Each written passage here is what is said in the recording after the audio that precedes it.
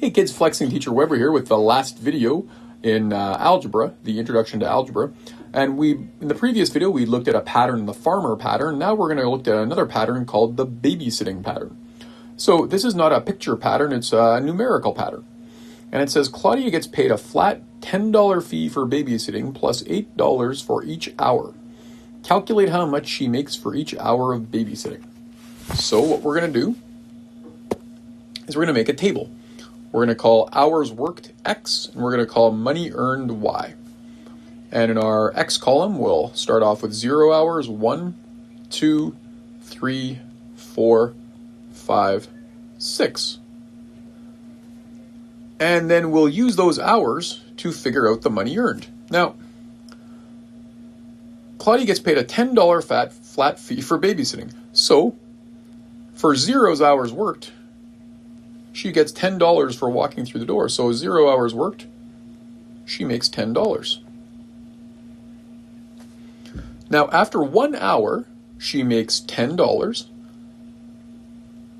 plus she makes $8 times the number of hours she's worked.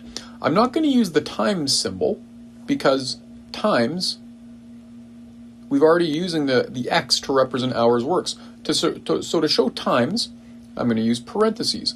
So she makes $8 times 1 hour worked. 8 times 1 is 8, plus the $10 she got for entering the house, that's $18. So after 1 hour, she's made $18.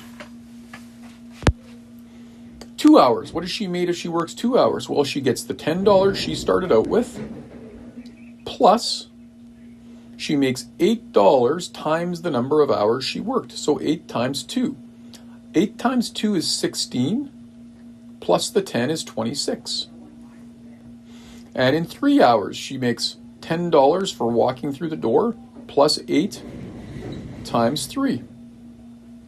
8 times 3 is 24, plus 10 is 34.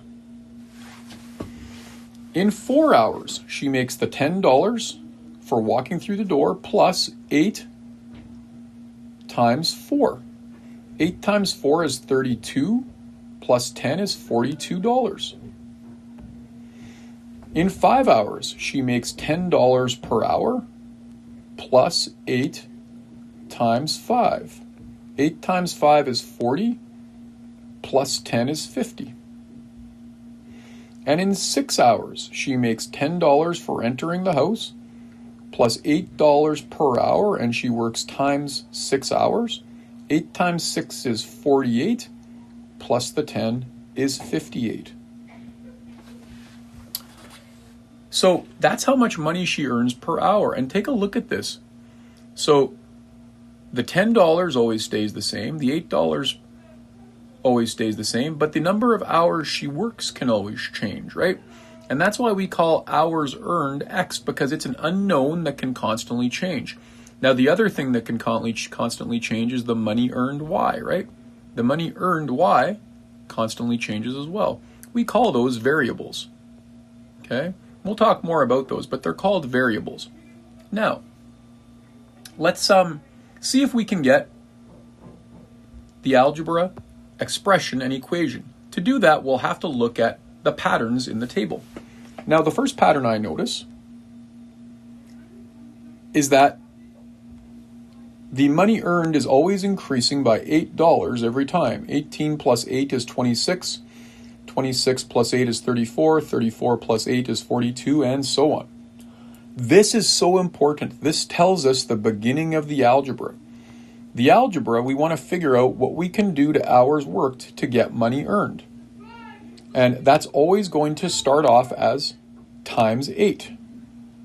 So that increase of 8 tells us the algebra pattern will always start off with a times 8. Every time, the algebra pattern is going to start off as times 8. Now let's take a look at this. We want our hours worked to get us equal to the money. 0 times 8 is 0. That doesn't equal 10. So to make that equal 10, I would have to add on $10. And 0 times 8 is 0, plus 10 is $10. 1 times 8 is 8. we want this to equal 18. So 1 times 8 is 8. To make it equal 18, I have to add on 10. In 2 hours worked, 2 times 8 is 16. I want it to equal 26. To make it equal 26, I have to add on 10. We had actually discovered this pattern over here, right? It was the same thing we were doing. 3 times 8 is 24, plus 10 gives us 34. So that relationship between the hours worked and the money earned is the algebra expression and equation. Now, how do we write that properly? The algebraic expression.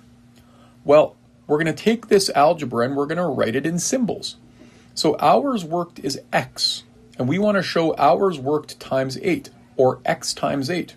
The way we write that is 8x. And then we also have the plus 10. So our algebra expression is 8x plus 10. 8x means $8 times hours worked.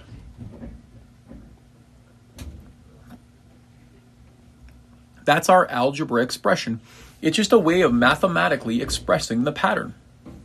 Now, for the equation, all we do is we add on the other side of the table. We add on the money earned, which is called y. So, hours worked times 8 plus 10 equals the money earned.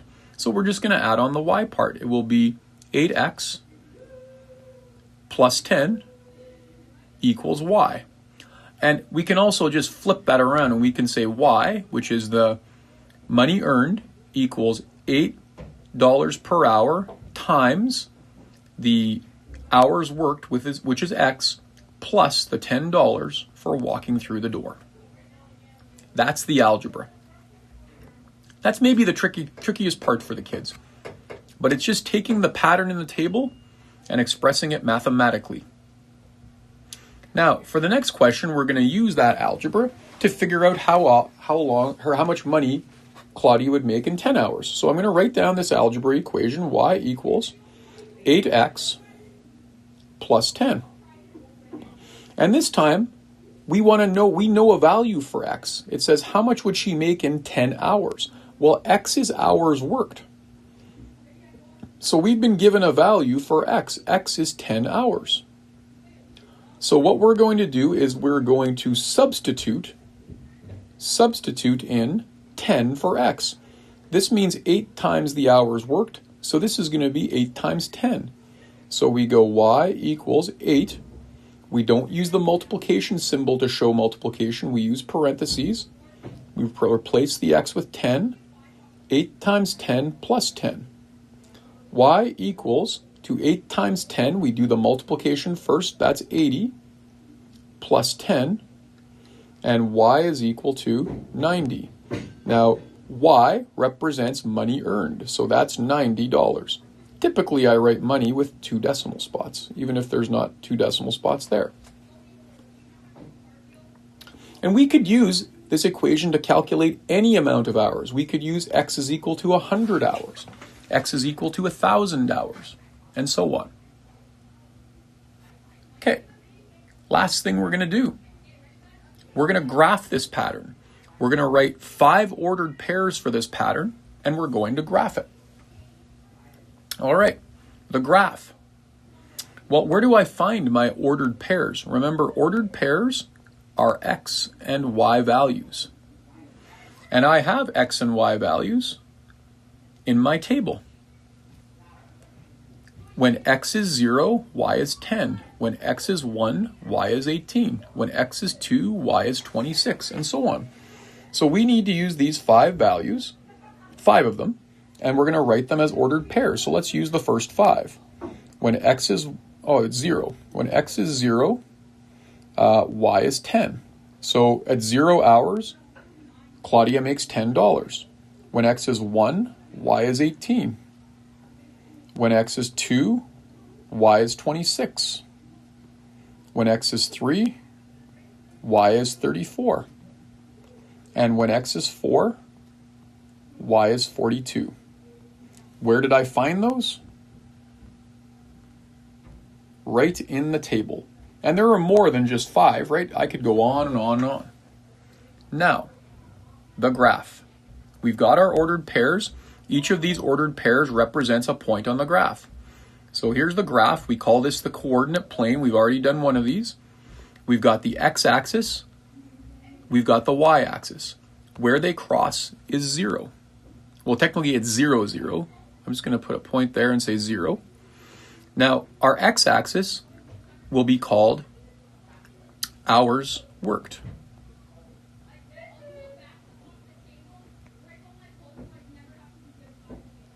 Okay. Now, our hours worked, if we look at our x values are going up by 1. 0, 1, 2, 3, 4. So it would be really easy to just label these as 1, 2, 3, 4, 5, 6, 7. Now, the reason we start there is because if I go this direction on the x-axis, that's -1, -2, -3, and we can't have negative hours worked. So the y-axis will be money earned.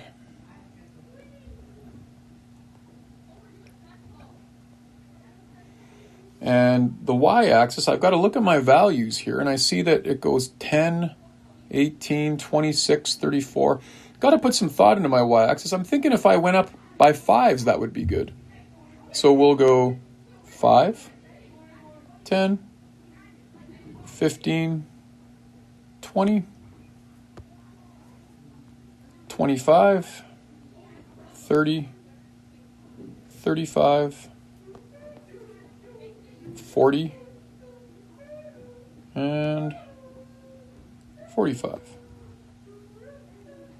Double check that. I feel like I made a mistake. 5, 10, 15, 20, 30, 35, 40, 45. And I could put 50 up here if I wanted. Don't think I need to go that far. So now we're going to plot our points. Our first ordered pair is 0, 10. So we're not actually going to move on the x-axis. We just stay where we are and go up to 10 on the y-axis. I'll put a point right where they cross, and I call that 0, 10. The next point is 118. So I go across 1 and up 18. I'll have to estimate this.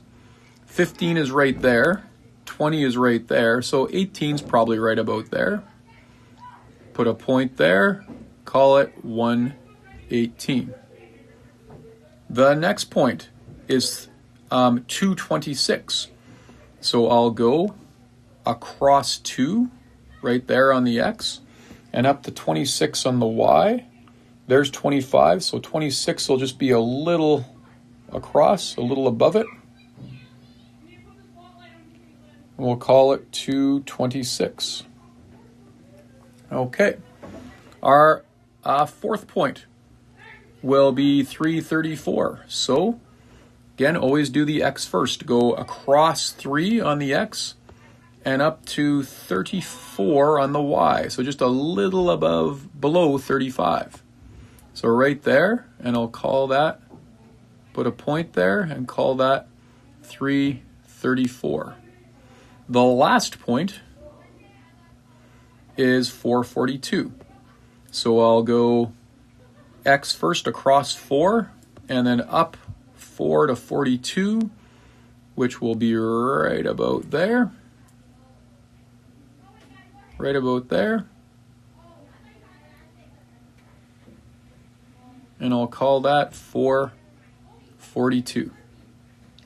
And if you look at this, I get a linear graph for my babysitting pattern. It's a straight line. We call that a linear equation. And I'm actually going to write the equation for this pattern on here. Y equals 8x plus 10. That's the graph of the babysitting pattern. That's the graph of the algebra. Okay? So that's everything we can do with algebra. We can represent the pattern as a picture, as a chart, as expression, as equation, as ordered pairs, and finally a graph.